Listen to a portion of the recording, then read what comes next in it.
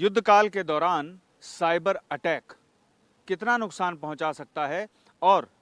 भारत ने ऑपरेशन सिंदूर के दौरान किस तरह से अपनी सुरक्षा की थी और मौजूदा वक्त में अमेरिका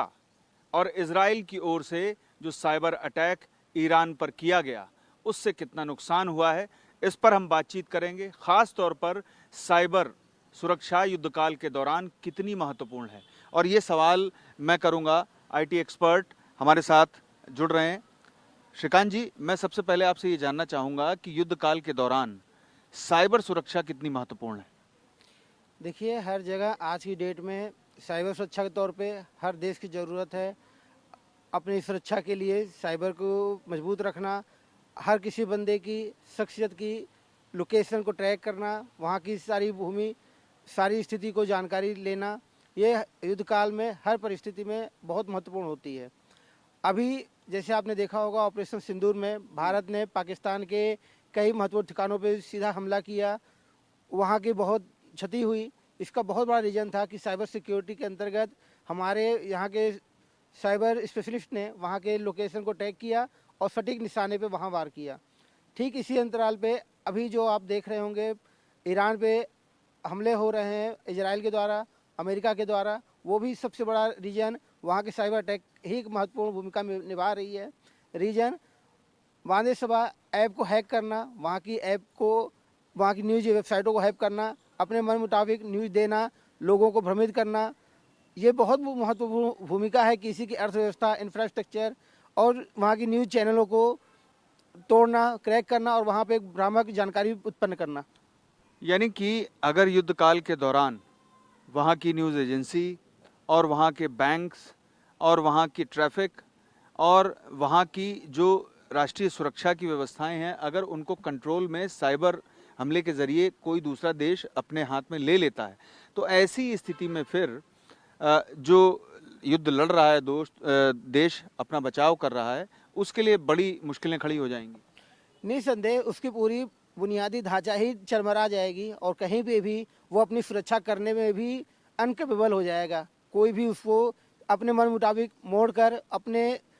हिसाब से उसमें भ्रामक जानकारी दे सकता है, मन मुताबिक उसकी लोकेशन ट्रैक करके उस पर वार कर सकता है, उसको हानि पहुंचा सकता है और बहुत कुछ दूसरे देश की कंट्रोल अपने हाथ में लेके अपने इच्छानुसार हर तरीके से उस पर काबू कर सकता है। यानी यही वजह है कि ईरान पर जो साइबर अटैक हुआ कल और उसमें जो बचाव था उसमें वो पूरी तरह से सफल नहीं हो पाया, इसके पीछे वजह ये है कि जो विशेषज्ञ अमेरिका और इजराइल के पास हैं आईटी क्षेत्र के, शायद वो ईरान के पास नहीं है। निस्संदेह बहुत बड़ा रीजन यही है, क्योंकि अमेरिका, इजराइल इन सब में आज की डेट में बहुत अत्याधुनिक भूमिका में है और बहुत एडवांस टेक्नोलॉजी के साथ काम कर रहा है और जिसका पूरा यूज ईरान पे और बाकी जगहों पे कर रहा है। तो निस्संदेह बहुत सक्सेसफुल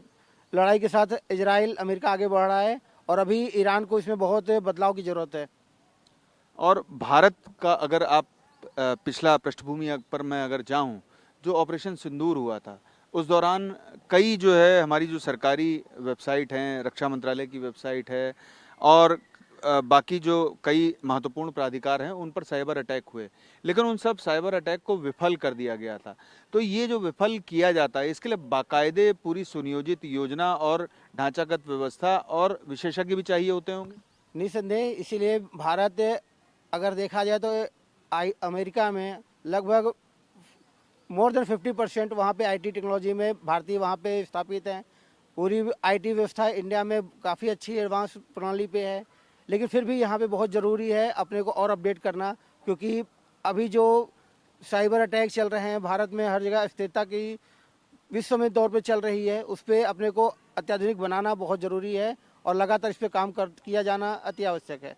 लेकिन युद्ध काल में बहुत ज़रूरी है कि साइबर सुरक्षा को पुख्ता किया जाए, मजबूत किया जाए और ऐसा किया जाए कि जो दुश्मन देश जो हमला कर रहा है उससे पूरी तरह से बचाव किया जा सके। निस्संदेह इस पे आपको अपने आप को अपडेट करते रहना पड़ेगा और हमेशा अपने आसपास सजग होते हुए इस पे आगे काम करते रहना पड़ेगा।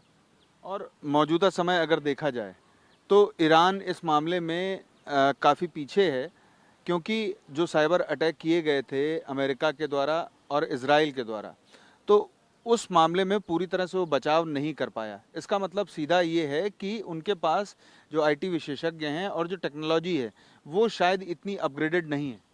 देखिए, निस्संदेह मैंने आपको यही अब पहले भी बोला था कि अगर आपको सामने वाला जिस तेज़ी रफ्तार से चल रहा है, अगर आप उसको लगातार कैप्चर नहीं कर रहे हैं, उसको देख के उसके पैरेलल आप अपने को एडवांस नहीं बना रहे हैं, तो आज नहीं तो कल आप पीछे होंगे और इसका खामियाजा आप और आपके पूरे देश को भुगतना पड़ेगा। चूँकि आप विधि क्षेत्र के भी विशेषज्ञ हैं और मौजूदा समय भारत में जो न्यायपालिका है वहाँ विभिन्न क्षेत्रों में जो वर्चुअल हेयरिंग है उसका उपयोग किया जा रहा है,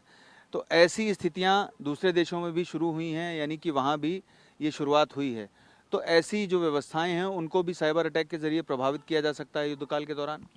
इसकी लगातार मना नहीं किया जा सकता, क्योंकि साइबर अटैक एक ऐसा टूल है जो हर जगह पे अपना प्रभाव डाल सकता है। अब डिपेंड करता है कि इसको ऑपरेट करने वाला जो उसके पीछे कार्य कर रहा है उसकी नीयत क्या है और किस पर्पज़ से वो आगे काम कर रहा है। इसको निस्संदेह हर तरीके प्रभाव डाला जा सकता है और इसका इफेक्ट दूरगामी में बहुत बुरा ही देखने को मिलेगा। जाहिर सी बात है कि जो डिफेंस क्षेत्र की कंपनियां हैं और जो डिफेंस सेक्टर होता है वो आईटी विशेषज्ञों को अपने साथ इसीलिए रखता होगा कि वो साइबर सुरक्षा पूरी तरह से पुख्ता कर सकें। तो मौजूदा समय जो युद्ध चल रहा है, अगर साइबर हमले में जो भारी पड़ता है यानी कि बचाव जो नहीं कर पाएगा देश, तो वो पीछे हो जाएगा और जो साइबर हमला करने में सक्सेस रहता है वो आगे हो जाएगा। निश्चित तौर पे, क्योंकि अगर आप देखा जाए डिफेंस सिस्टम में जब आप किसी कंट्री से लड़ाई कर रहे होते हैं तो आपके फेवर में सामने वाले दुश्मन देश की नेताओं की, उनकी खुफिया एजेंसी की, उनके परमाणु हथियारों की एग्जैक्ट लोकेशन कहाँ है, कहाँ पे आपको वार करना है, कहाँ पे निशाना लेना है, कहाँ पे, और उसका क्या प्रभाव आपके आगे आने वाले युद्ध पे पड़ेगा, उसके प्रभाव पड़ेगा, ये आपको प्रेडिक्शन उसी लोकेशन के हिसाब से ही मिल पाएगा। इसलिए वहाँ को ट्रैक करना और उसके लोकेशन के हिसाब से आपकी आईटी टीम को अपडेट होना बहुत ज़रूरी माना जाएगा। हमसे बात करने के लिए बहुत बहुत शुक्रिया। तो आपने सुना श्रीकांत शुक्ला जी को, जिन्होंने हमें बताया कि अगर किसी देश से युद्ध किया जा रहा है तो ऐसी स्थिति में सबसे ज़रूरी ये है कि साइबर सुरक्षा भी पुख्ता हो, क्योंकि वित्तीय क्षेत्र, रक्षा क्षेत्र और उसके अलावा देश भर के जो क्षेत्र हैं उनकी साइबर सिक्योरिटी अगर पुख्ता नहीं होगी तो ऐसी स्थिति में आपको खामियाजा भुगतना पड़ सकता है। पीयूष पांडे, टीवी 9 भारतवर्ष, नई दिल्ली।